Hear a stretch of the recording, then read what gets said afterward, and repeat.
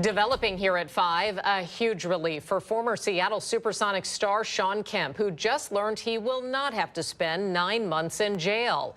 Kemp was sentenced today for firing shots in the parking lot of the Tacoma Mall back in 2023 during a dispute over stolen property. Good evening, I'm Molly Shen. And I'm Preston Phillips. Prosecutors wanted Kemp to serve time in jail, but his defense attorney said the victims provoked Kemp and shot at him first. KOMO's Jeremy Harris live outside the Pierce County Courthouse this evening. Jeremy, Kemp had a lot of support there.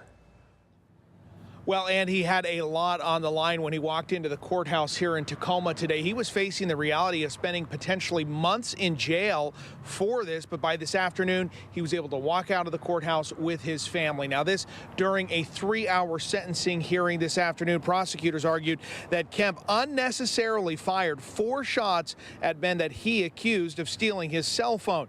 Kemp pleaded guilty to second-degree assault earlier this year, but his defense attorney said that not only did Kemp take responsibility for his actions, but the 2 men who he shot at were suspected of breaking into Kemp's car and stealing things, and also both had lengthy criminal records. Kemp said that he heard a shot come from inside their car before he fired. Now, the judge determined that Kemp will have to serve 30 days of electronic home monitoring, do community service, and then be under court supervision for a year.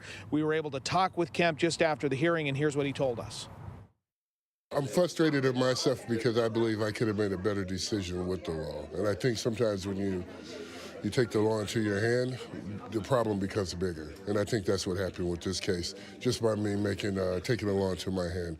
A simple phone call probably could have handled this.